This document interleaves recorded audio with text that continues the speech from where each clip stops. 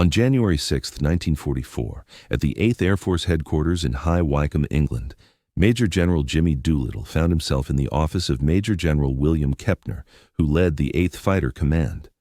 His gaze landed on a prominent sign positioned above Kepner's desk, bearing a straightforward directive. The primary role of 8th Air Force fighters is to ensure the bombers return safely. Doolittle scanned it twice before facing Kepner. "That notice has to be removed," he remarked softly. "It's misguided." Soon after, an updated version took its place. The primary role of 8th Air Force fighters is to eliminate German fighters. This exchange signaled a pivotal shift in tactics during World War II, a total overhaul of fighter strategy that would dismantle the Luftwaffe in mere weeks. What some bomber personnel dismissed as suicidal and certain leaders deemed imprudent would ultimately emerge as the brilliant maneuver securing control of the skies over Europe. The equations of air combat were on the verge of transformation, driven not just by advances in technology, but by one commander's readiness to abandon rigid principles in favor of tangible outcomes. Tensions had been escalating for months. On October 14, 1943, 291 U.S. B-17 bombers embarked on the second assault against Schweinfurt, situated far inside German territory. The objective was vital: factories manufacturing ball bearings crucial to the Nazi war machine. The U.S. planes arrived at the site and unleashed their payload with remarkable precision.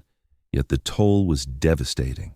60 bombers vanished, while 17 more suffered irreparable damage.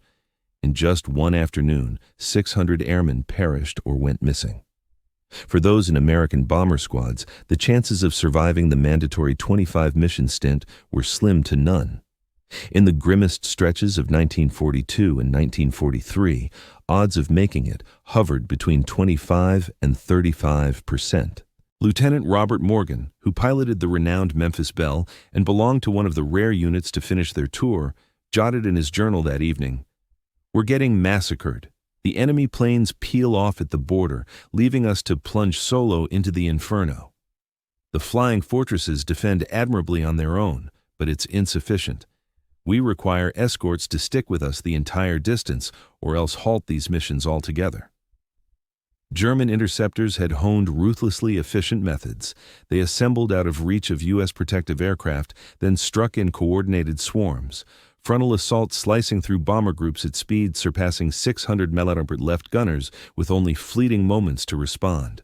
Planes armed with 30mm cannons and rockets designed for aerial combat could obliterate a B-17 in one strike. The core issue was straightforward. U.S. escorts like the P-38s and P-47 Thunderbolts simply couldn't match the bombers' reach to far-flung objectives. Near Schweinfurt, the Guardians had withdrawn about 300 miles short of the goal. The heavies pressed onward unshielded, battling desperately against foes who struck without restraint. In December 1943, General Henry Arnold, head of the United States Army Air Forces, delivered a stark warning. Without neutralizing the German air power, Operation Overlord, the impending Normandy landings, remains impossible.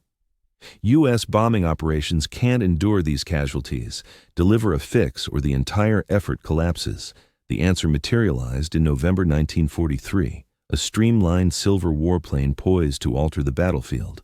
The North American P-51 Mustang, fitted with a Packard-manufactured Rolls-Royce Merlin engine generating 1,695 horsepower under emergency boost, boasted performance that bordered on miraculous.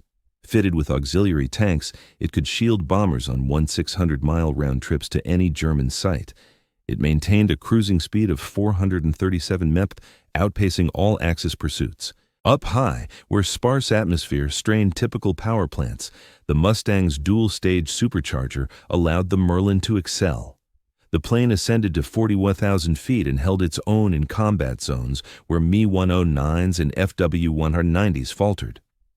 Captain Chuck Yeager, operating P-51s in the 357th Fighter Group, captured the plane's revolutionary edge in his mission log. The P-51 outruns, outclimbs, and outmaneuvers every German bird.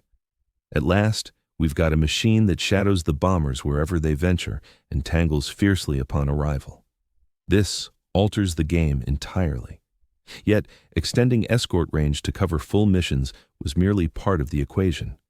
How those Guardians were deployed tactically would spell triumph or disaster. Prior guidelines kept fighters in compact clusters encircling the bomber convoys, always visible to their wards. Should Luftwaffe planes pounce, U.S. escorts would clash briefly, just enough to repel the threat, then revert to protective ranks. Safeguarding the formation reigned supreme. This cautious approach bred a deadly cycle. Enemy aviators dictated engagement terms and locations. They gathered just beyond sight, plummeted through the bomber lines at peak velocity, racked up kills, and vanished prior to any meaningful U.S. retaliation.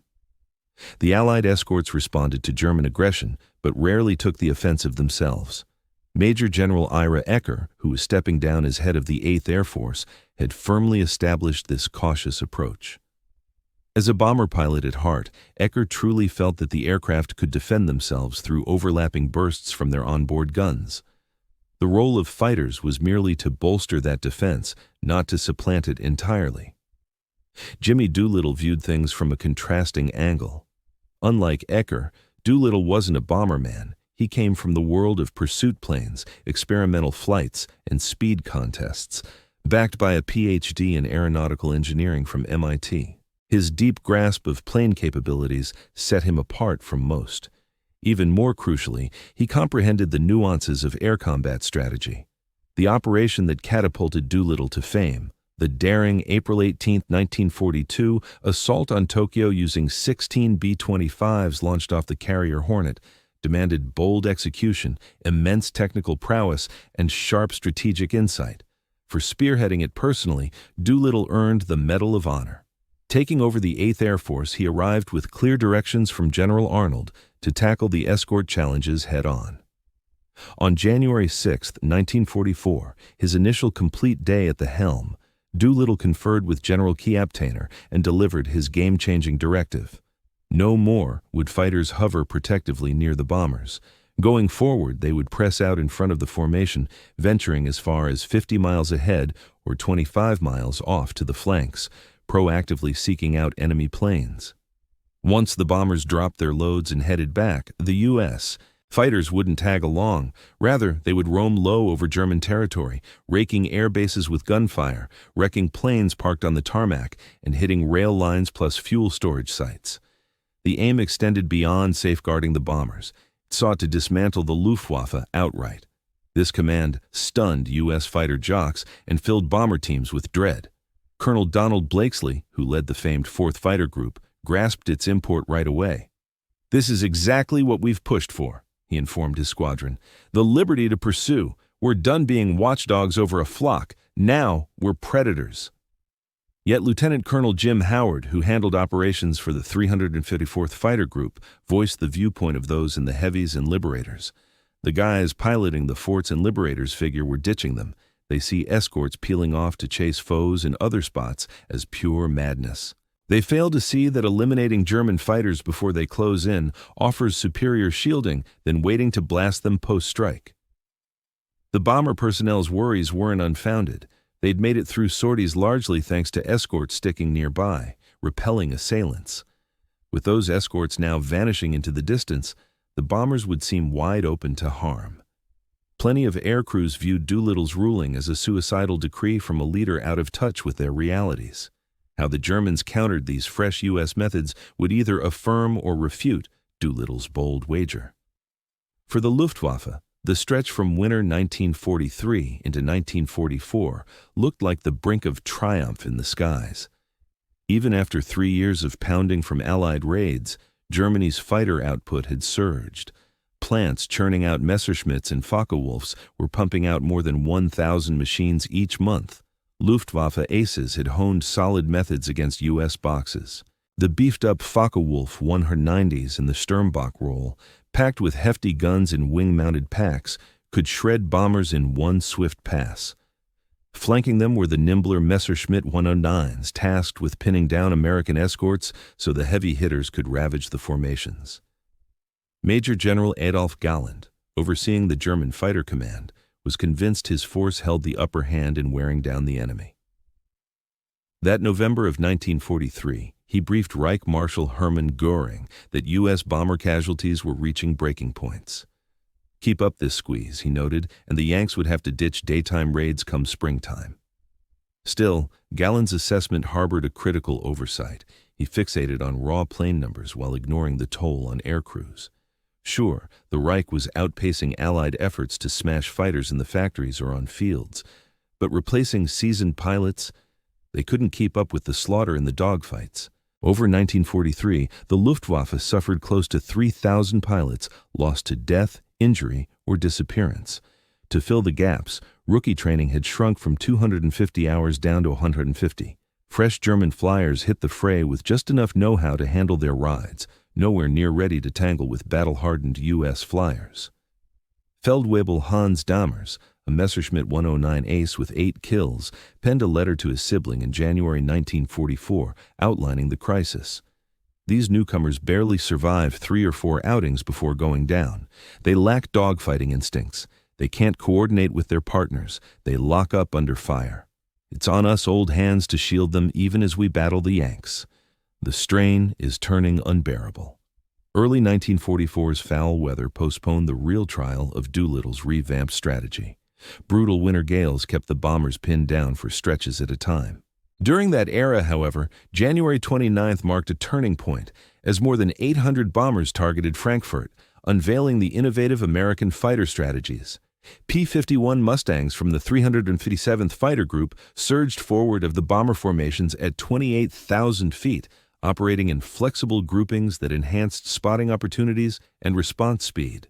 They weren't restricted to particular bomber units. Rather, they patrolled broadly for any sign of German aircraft. Close to Bonn, the U.S. pilots detected a group of 50 Messerschmitt Bf 109s ascending to engage the bombers. Rather than holding position for the enemy assault, the Mustangs plunged toward them. The Germans, anticipating a leisurely strike on the bombers, abruptly faced a desperate struggle against opponents boasting greater velocity and higher positioning. The skirmish endured for 8 minutes. 13 German planes were downed. 2 Mustangs sustained damage, yet safely made it back to their base. The surviving German unit dispersed and failed to approach the bombers. Captain Don Blakesley, who commanded the 4th Fighter Group on a comparable sortie that same day, recounted the impact of these fresh approaches. "We surprised 20 Focke-Wulf FW-190s assembling above Cologne. They moved sluggishly, burdened by ordnance and fuel, as they rose to challenge the bombers. We possessed velocity, elevation, and the element of surprise. It turned into a massacre. We eliminated 11 prior to the others fleeing. That's the path to victory in warfare." The air crews aboard the bombers heading to Frankfurt that day observed an extraordinary shift. Typically, German fighter assaults started well before the objective and persisted right through the bombing pass, but they scarcely emerged this time. A handful of sporadic strikes happened, yet the large-scale groups that had ravaged earlier missions were absent. The updated fighter methods had engaged them preemptively. Yet the ultimate challenge arrived in February 1944, via Operation Argument, later dubbed Big Week. General Karl Spaatz, overseeing the United States Strategic Air Forces in Europe, crafted the plan as a lure. U.S. bombers would hit vital German airplane manufacturing sites, locations so crucial that the Luftwaffe had to commit all resources to protect them. The main aim wasn't just to wreck the plants, although that proved beneficial. The intent was to draw the Luftwaffe into a pivotal clash of attrition versus American fighters that surpassed them in numbers, capabilities, and combat prowess. On February 20th, 1944, clear weather over Germany appeared for the first time in weeks. More than 1,000 U.S. bombers from bases in England and Italy, supported by countless fighters, set out against 12 key aircraft factories, the biggest one-day aerial fleet ever assembled. Major Erich Hartmann, Germany's top ace with 352 kills, saw the U.S. Armada overhead and instantly grasped the strategy. "This isn't merely a raid," he informed his unit. "It's a fighter showdown, using bombers as the pretext. They aim to pull us into combat, and we can't refuse." The Luftwaffe mobilized its full strength in reply. Over 900 German fighters took to the skies to block the American groups. The heavens above central Germany exploded into the most massive aerial confrontation ever. Vapor trails from thousands of planes wove intricately at heights ranging from ground level to 40,000 feet. But now, American fighters roamed freely beyond defensive ties to the bombers. They swept through vast stretches of German territory, striking enemy fighters at every stage, on the tarmac during ascent, in assembly, or nearing the bombers. The Mustangs and P-47 Thunderbolts pursued without mercy. Lieutenant Urban Drew from the 361st Fighter Group came upon a squadron of Me-262 jet fighters, Germany's groundbreaking new weapon, lifting off from a base near Leipzig. The jets proved swift and lethal in flight, but they remained exposed during takeoff. Drew descended from 30,000 feet, racing past anti-aircraft fire, and unleashed shots on the first jet just as it left the strip. The aircraft burst into flames. He took out another before it could accelerate. The rest dispersed chaotically. Drew's after-action account gained mythic status. The jets pose a real threat aloft, but they have to launch and touch down like conventional planes. Hit them in those moments, and they ignite just the same. Big Week's opening day claimed 21 American bombers and 4 fighters for the U.S., a vast improvement over Schweinfurt 3 months prior. German casualties, though, were devastating.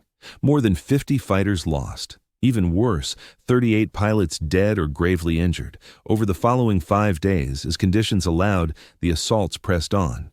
American bombers assaulted Regensburg, Brunswick, Schweinfurt once more, Gotha, and Augsburg. Every mission deployed hundreds of bombers and escorts. Everyone compelled the Luftwaffe to counter. Everyone drained Germany of irreplaceable aircraft and aviators.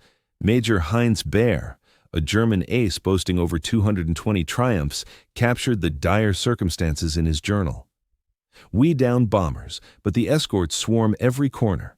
We assemble, and they strike before we can close in. We set down for fuel, and they rake the field. We launch, and they're poised. Escape proves impossible. For every bomb, for every German aircraft we destroyed, we sacrificed 2 of our own fighters and their pilots. By the end of Big Week on February 25th, the numbers painted a stark picture. U.S. casualties included 226 heavy bombers and 28 escort fighters downed, along with roughly 2,600 airmen lost. These were heavy blows, yet American manufacturing and pilot programs replenished them in mere weeks. On the German side, more than 350 fighters were obliterated, with an additional 90 wrecked irreparably. Even worse for the Luftwaffe was the toll on aircrew, almost 100 pilots slain, over 50 gravely injured. These aviators typically boasted more than 3 years in the fight. Their expertise couldn't be matched. Lieutenant-Colonel Herbert Ellerfeld, who led a Jagdgeschwader fighter wing, noted in his dispatch to Galland, "We're hemorrhaging our seasoned experts. Fresh recruits stand no chance against U.S. fighters. In 3 months, we'll have planes aplenty, but nobody skilled enough to take them into battle." Doolittle's plan went further than dogfights alone. Its follow-up element, low-level strikes on Luftwaffe bases and support networks, wreaked equal havoc. Daily, as U.S. escorts headed home from protective duties, they'd swoop down and hammer any viable target spotted in Germany. Air bases took the brunt of this fury. Exposed fighters, planes under repair, supply vehicles, and shelters all fell victim. Luftwaffe flyers recounted coming back from sorties to chaos at their own fields, compelled to reroute to backups or touch down while bullets raked the runways. Major Gunther R., a top scorer with 275 triumphs, captured the mental strain. "Our bases once felt secure. Now nothing is. The Yanks hit us from dawn till dusk. Flyers dodge death in the skies just to perish on terra firma. Ground crews get cut down at their posts. Tankers burst into flames. We can't sustain the fight amid endless assaults." The toll mounted visibly by March 1944 as the 8th Air Force unleashed its initial large-scale assaults on Berlin proper. That day, March 6th, some 730 bombers backed by 800 fighters hammered the Reich's heart. Berlin's prestige and value demanded the Luftwaffe's full commitment, and they obliged, scrambling over 150 interceptors against the intruders. The aerial showdown sprawled over vast distances, with pursuits intertwining as the bomb groups drove onward. In the end, America mourned 69 bombers and 11 fighters gone. Germany tallied 160 planes shattered, plus 50 more crippled. The human cost hit hardest. Close to 70 veteran interceptor pilots felled or hurt in one brutal afternoon. For the Luftwaffe, it marked a catastrophe beyond repair. Captors Johannes, leader of the 1st Gruppe in Jagdgeschwader 52, made it through the March 6 clash and jotted that night, "I witnessed the end of our fighter force today. We hurled all we had at them, yet it fell short. They downed us quicker than we could respond. Their setbacks are fleeting, ours, eternal. The conflict is over." From January through May 1944, the relentless wear eroded the Luftwaffe beyond endurance. Over 1,000 German fighter pilots perished, suffered wounds, or vanished, about a fourth of the total roster from January's start. Worst of all, the casualties clustered among the elite. Seasoned warriors with scores or centuries of kills, unit heads, trainers, all were picked off methodically.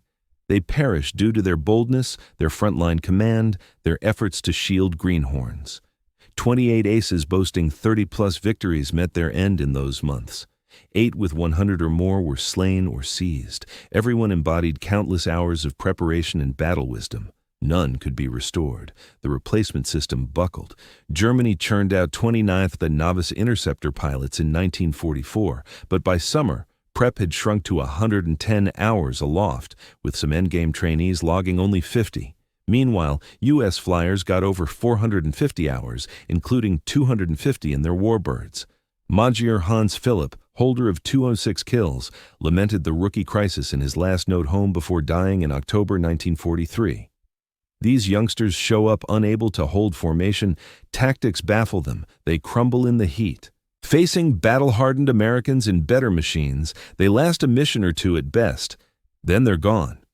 We can't drill them swiftly enough. Time's run out. Aircraft output widened the chasm further. During the opening half of 1944, U.S. plants delivered over 22,000 fighters. German works, even after scattering to dodge raids, managed just 9,000. Sheer volume tipped the scales decisively, but superior designs amplified the gap even more. Decisive. The P-51 Mustang outclassed the Messerschmitt 109 and Focke-Wulf 1-90 in nearly every battle scenario.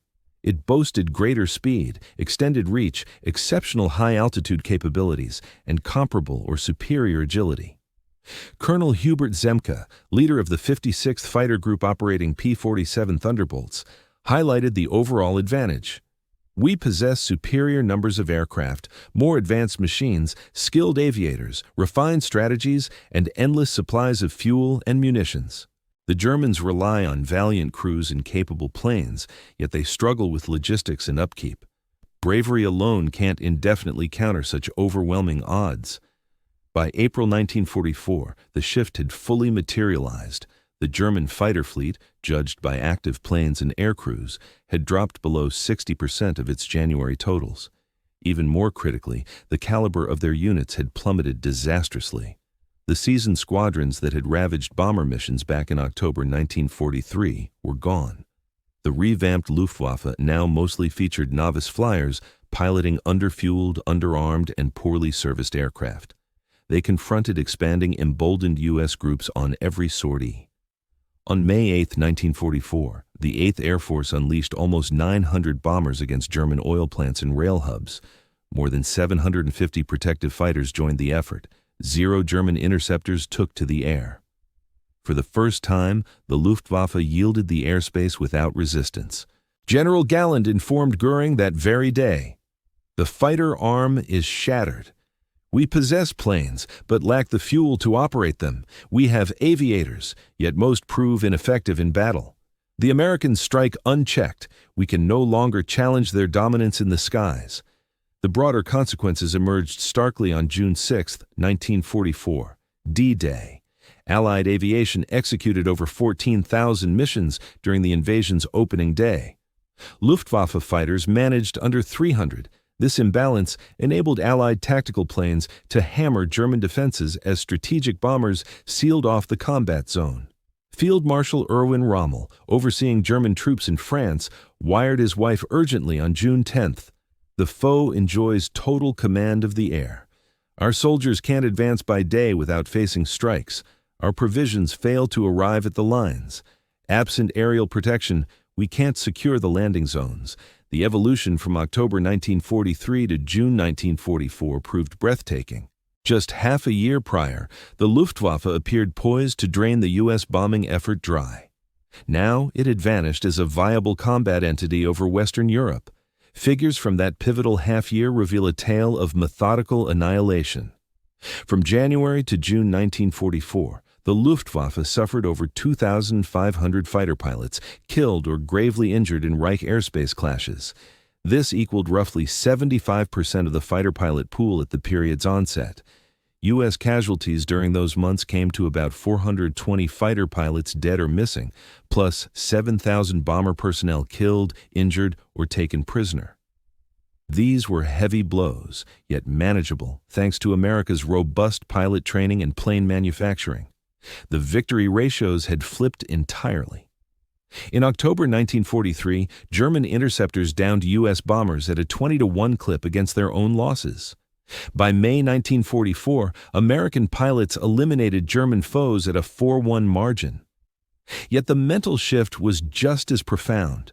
Luftwaffe airmen who began 1944 assured of triumph now took off anticipating death. U.S. pilots, once wary of German challengers, pursued them with zeal. Captain Don Gentle from the 4th Fighter Group, ending the war with around 20 confirmed kills, captured the reversal. Back in January, we felt relieved if the Germans stayed away. By March, we grew irritated when they fled. By May, we felt let down because so few remained to engage. The change was absolute. Doolittle's approach triumphed, validating his bold move while sparking a curious twist in history. His choice, once criticized by numerous bomber leaders as heedless disregard, ultimately rescued the aerial offensive. By neutralizing German interceptors prior to bomber contacts, bold fighter pursuits offered greater safeguarding than mere close-cover flights. General Spaatz recognized this in a June 1944 review. General Doolittle's order to set the fighters loose clinched air supremacy. In 4 months, we took out more German planes than in the prior 2 years combined. The secret lay in permitting pursuits instead of mandating guardianship. Major General Frederick Anderson, who replaced Eaker as head of bomber missions, conceded his early doubts were misplaced. I thought tethering fighters to bombers was essential for their safety. I erred. Eliminating hostile fighters preemptively beats engaging them mid-assault. General Doolittle grasped that. I didn't. The shift in tactics went far deeper than mere policy, reshaping the very essence of aerial combat. Prior to Dittle's order in January, protective fighters were viewed simply as backups to the bomber's own defensive systems. Following the intense operations of Big Week, however, these fighters emerged as the key instrument for securing dominance in the skies, with bombers often acting as lures to draw out opposing aircraft into confrontation. This perspective would influence military aviation principles for generations to come. Conflicts like the Korean War, the Vietnam War, and all that followed drew directly from the insights gained in early 1944. Achieving control of the air demands proactive elimination of adversary fighters, rather than mere shielding of one's own planes, though the toll on lives was undeniably heavy. More than 10,000 U.S. airmen perished in European airspace during the opening months of 1944. The bomber personnel, who braved repeated flights aware that any outing could be fatal, displayed profound bravery. Meanwhile, the pursuit pilots, tasked with penetrating hostile skies to seek out German aircraft, exhibited exceptional prowess and boldness. Lieutenant Robert Johnson from the 56th Fighter Group, who endured to claim 27 kills and rank as the second leading American ace in Europe, later contemplated the price paid. We often discuss maneuvers, plans, and figures, yet the raw truth was that countless young individuals boarded their planes daily, heading into battle fully aware that survival wasn't guaranteed for many. Victory came from our greater resolve, superior expertise, advanced machinery, refined approaches, and stronger command. We triumphed because Jimmy Doolittle grasped that safeguarding bombers required neutralizing enemy fighters, not hovering nearby. By August 1944, the Luftwaffe's fighter arm had essentially collapsed as an organized defensive unit. Pockets of resistance persisted with notable valor and sporadic triumphs. Innovative jets like the Mi-262 hinted at transformative capabilities. Yet, the relentless attrition of skilled aviators in the year's early phase proved irreversible. Germany manufactured over 36,000 fighters that year, the war's peak output. Still, a shortage of qualified pilots left many grounded. Fuel scarcity hampered training for those available. Seasoned commanders were scarce to innovate strategies, and time had run out to recover from prior setbacks. Captain Erich Ruderfer, among the rare German experts to outlast the conflict with more than 220 successes, captured the dilemma succinctly. By the closing stages of 1944, we overflowed with planes, cutting-edge propeller models, and even jets, but lacked veteran airmen to pilot them. The Americans had systematically wiped out our top talent during the spring offensive. Our manufacturing surge arrived too late. The conflict was beyond salvage. Doolittle's approach forged a blueprint for contemporary air combat that endures. Supremacy in the air demands bold strikes against foe planes and support networks, not passive guarding. Tech edges play a role, but pilot preparation counts even higher. Sheer quantity only seals the deal alongside excellence in quality. Above all, commanders bold enough to defy established norms and embrace uncertainty can yield breakthroughs beyond modest tweaks to proven formulas. Doolittle's choice to alter the inscription on Kepner's plaque transcended symbolism. It signaled a profound reimagining of how fighters should operate. The bomber teams, who at first dreaded the new methods as desertion, eventually recognized their value. Technical Sergeant Andy Rooney, a correspondent for Stars and Stripes who joined raids to document the campaign, noted in June 1944, "The fighter pilots saved us by leaving us behind." This seems contradictory at first glance, yet it rings true. Proximity escorts failed to deter German assaults. Sweeping far forward to engage proved far more effective, keeping foes at bay. True protection lay in mounting a strong assault. General Doolittle saw this clearly. We didn't, at least not initially. He proved correct. During the Normandy landings, Allied aviation commanded total mastery over Western Europe's skies. German planes lingered in action, but their scant presence and diminished impact rendered them irrelevant to challenging our efforts. The assault's triumph owed much to ground troops advancing unthreatened by aerial foes. General Dwight Eisenhower, as Supreme Allied Commander, highlighted this in his afterward review. Our air power delivered the crucial edge for victory, unfettered movement free from hostile sky threats. Doolittle's pursuit strategies dismantled the Luftwaffe precisely when it mattered most. Posterity will regard this as a pivotal theater in the Greater War. The evolution, from October 1943 to June 1944, marks one of warfare's sharpest turnarounds. Back in October, the Luftwaffe dominated the wearing-down contest above the Reich. U.S. bomber casualties had grown intolerable. The entire bombing effort appeared headed for failure. 6 months later. Later on, the Luftwaffe lay in ruins. U.S. bombers operated with far fewer casualties, while Allied troops geared up for the assault on France with total aerial protection. The transformation was utter and swift, leaving German leaders baffled by the turn of events. In his post-war writings, General Galland pinpointed the pivotal moment. The shift in U.S. fighter strategies during January 1944 sealed victory in the skies. We managed to engage American bombers, but confronting their fighters alongside the bombers proved impossible. As soon as they unleashed the fighters to pursue us aggressively, our fate was sealed. Defeat became inevitable, just a question of when. The campaign's ultimate figures highlight its resounding triumph. From January through December 1944, the Luftwaffe suffered more than 4,000 fighter pilots killed over the Reich. U.S. and British fighters eliminated over 11,000 German aircraft, both in dogfights and on airfields. Training hours for German pilots dropped from 200 in 1943 to under 100 by the end of 1944.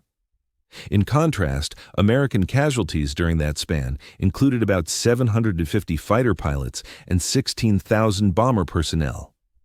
These figures were substantial, yet U.S. training programs turned out over 35,000 fresh pilots in 1944, and factories churned out more than 63,000 warplanes. The combat kill rate swung dramatically. In 1943, Luftwaffe fighters managed roughly 1.2 victories per aircraft lost.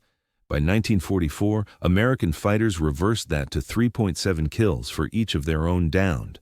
In 1945, it climbed beyond 7-1, yet the starkest measure lay in pilot expertise.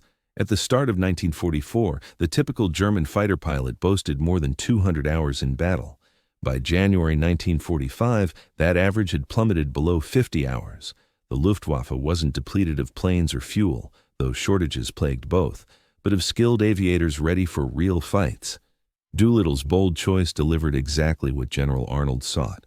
It crippled the Luftwaffe as a viable combat entity before the Normandy landings. The approach showed that proactive fighter sweeps outshone mere escort duties. It confirmed that securing air dominance meant eliminating foe aircraft outright, rather than just shielding one's own bombers. The toll on lives was steep.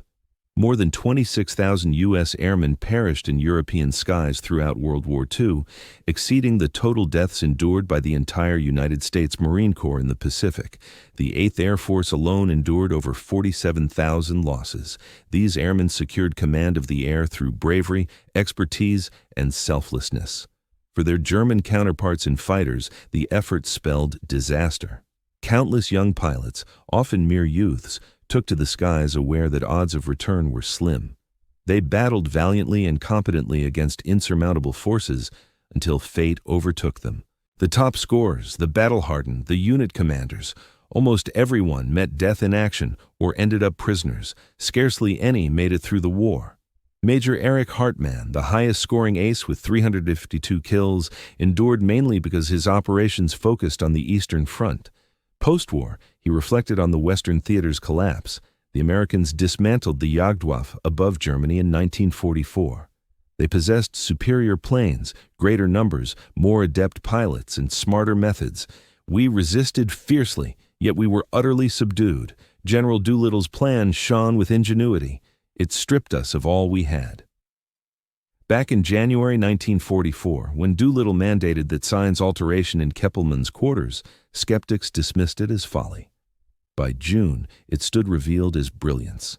Fighters' primary role was truly to neutralize opposing fighters. All subsequent gains stemmed from that core idea. The Berlin strikes, the dismantling of German supply lines, the safeguarding of invasion troops, all unfolded thanks to American fighters' methodical eradication of the Luftwaffe across 4 months of fierce engagements. What appeared as rash daring turned out to be the sole route to success. 7 decades on, as scholars dissect the European air battles, they invariably spotlight Doolittle's January order as the decisive shift. A single command, a tactical pivot, one leader's resolve to defy convention reshaped the aerial conflict entirely. Bombers made it home unscathed, not from fighters clinging nearby, but from fighters preemptively wiping out German threats. The paradoxical reality that attacking yields stronger defense than mere guarding entered military canon. Air services everywhere absorbed the insight. Mastery of the skies demands proactive strikes on enemy planes, not reactive shielding of one's own. Lieutenant General James Doolittle left the Air Force in 1946 after leading the 8th, 15th, and 12th Air Forces through the conflict. Honors poured in, from the Medal of Honor and several distinguished service medals to Britain's honorary knighthood. Yet among his legacies, Hans Doolittle regarded the fighter directive as his pivotal choice. During a 1970s interview, he looked back on that fateful January day, saying, "Altering the fighter approach was the toughest call I ever made. Bomber leaders resisted it fiercely. Bomber personnel dreaded it. Certain fighter aviators saw it as a death sentence. Yet, drawing from my background as a fighter pilot, I recognized that aggressive maneuvers decide aerial conflicts. Victory doesn't come from mere defense, it demands assault." The casualties were devastating, but they would have been even more severe with passive strategies. Our triumph stemmed from embracing danger and striking boldly. The placard that Doolittle had taken down from Kepner's wall in January 1944 is now displayed at the National Museum of the United States Air Force in Dayton, Ohio. Beside it is the new sign that replaced it. These two items together, recount the tale of a doctrinal shift that secured command of the skies over Europe. Among the bomber operators who made it through the conflict, numerous ones attributed their lives to Doolittle's ruling. At first, they had resisted, viewing the fighters' departure to pursue Germans in other areas as desertion. But real-world encounters showed them the truth. The surest defense for bombers lay in eliminating adversary fighters before they could strike. For the Luftwaffe, that order marked the onset of their downfall. Back in October 1943, they dominated the war of attrition in the air. Just 6 months on, they lay shattered as a viable power. The blend of America's vast numbers, tech edge, superior preparation, and bold methods proved insurmountable. The operations spanning January to June 1944 highlight enduring military axioms that hold true now. When forces are evenly matched, attack overcomes guard. Elite preparation yields better outcomes, even against greater odds. Tech superiority paired with fresh tactics forges unbeatable dominance. Commanders ready to defy tradition and shoulder peril deliver game-changing victories. Above all, gaining mastery of the air means neutralizing foe aircraft rather than shielding your own. This unexpected principle, grasped by Doolittle and validated in the skies above Germany in 1944, forms the bedrock of global air warfare theory. The narrative of a lone general's command to swap a wall plaque, which sparked the Luftwaffe's rapid collapse, boils down to grasping air combat's core essence. Doolittle grasped that fighters serve as assault tools, mainly tasked with downing enemy planes. Employing them for cover squanders their strength and hands control to the opponent. The bomber teams who first recoiled from his methods eventually saw their value. The German aviators who fought those approaches realized their potency only after it was too late. And the realm of military flight absorbed insights that molded aerial battles for decades. On June 6, 1944, as Allied troops hit Normandy's shores beneath unthreatened heavens devoid of German planes, Doolittle's plan reached its zenith.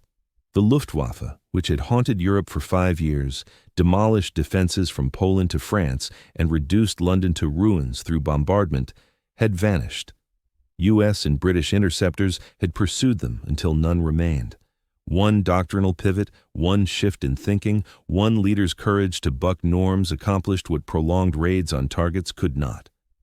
The Luftwaffe fell not from strikes on plants, but from assaults on its pilots. Not from guarding bombers, but from relentless pursuit. Not from holding back, but from claiming the initiative. The old sign vanished on January 6, 1944. Half a year afterward, the Luftwaffe was done. The link tying those moments is straightforward, quantifiable, and irrefutable. One commander's daring approach dismantled the rival air command in mere weeks, claimed aerial control across Europe, and guaranteed the triumph of the assault that freed the landmass. Posterity ranks Jimmy Doolittle's shift in fighter operations among World War II's most impactful leadership calls, not for its intricacy or cutting-edge mechanics, but for its inherent rightness. Fighters' foremost role is to eliminate enemy fighters.